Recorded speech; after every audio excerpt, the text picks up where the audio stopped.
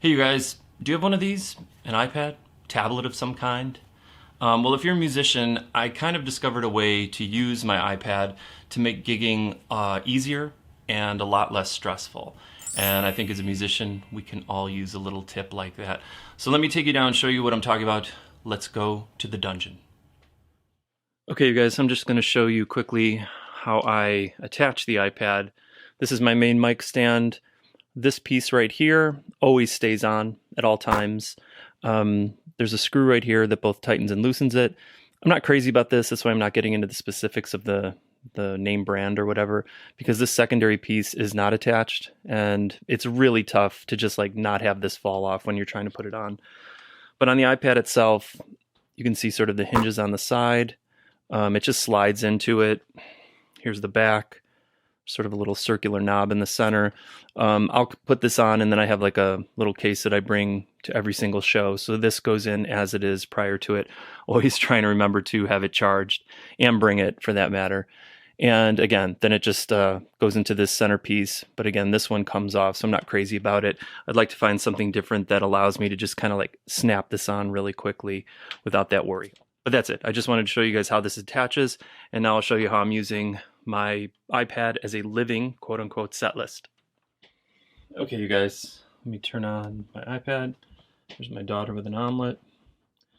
Let's hit Keynote. We're using an iPad, so we're going to use Keynote. If you have something else, some other form of tablet, I'm sure you have your own PowerPoint presentation, whatever program, app. Let's go for solo acoustic. Now let me go back. Presentations. You see that I have a bunch of different set lists, so you can make as many as you like depending on your situations. But right now when I click that, here we are. This is sort of like where you can edit things. This sort of off-white one is the set list itself. So what I do is I hit play, and now it is live and active. On the side for me, these are looper numbers. You know, this is my special stuff that I need to help me know where I'm supposed to be. These are sort of effects settings and things like that that actually have changed. I need to switch all these by now.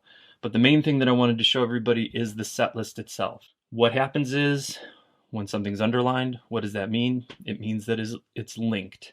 So my song Living Ghost brings me to the lyrics. Every single one of my songs, for the most part, this is an instrumental. Oh, look, Number of the Beast. Too small, though. I could make these bigger. And that's the thing. I have each one of these linked to a song. These are pretty good in size. I choose a blue background. You can choose anything that you want. I choose white for my choruses, black for the verses. Now, say like in that last one where it was too small, you could obviously make these as large as you want, large or small as you want. And then when you tap it, it could go to the next verse or the chorus. You know, you could determine where you want it to go. So when I squeeze this, like you would take, this is an example, and then here are your link settings. So link settings, the main thing is link to slide. That's all you really need to know. And once I make all of these various different lyrics, then I just find the lyric, and that's all you'd have to do is put the number in there. So link to number 6, and there's your lyrics.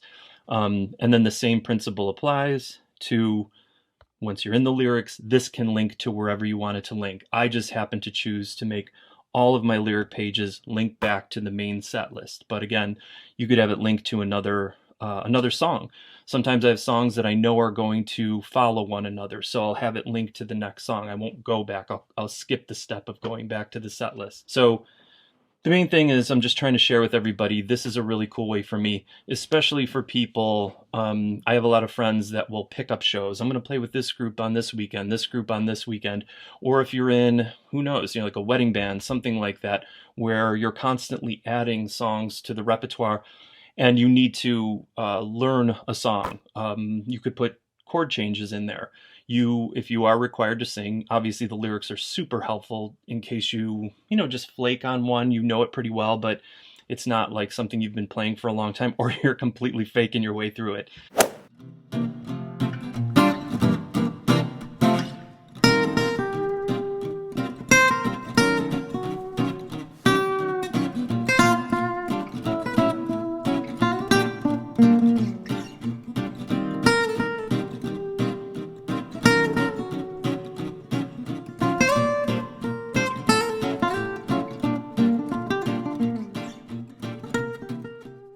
it's a great way to be able to just have those in front of you in a discreet manner, up towards your face, closer to you, not sitting on the floor like a piece of paper set list that gets stepped on or ripped or drink spilled on it.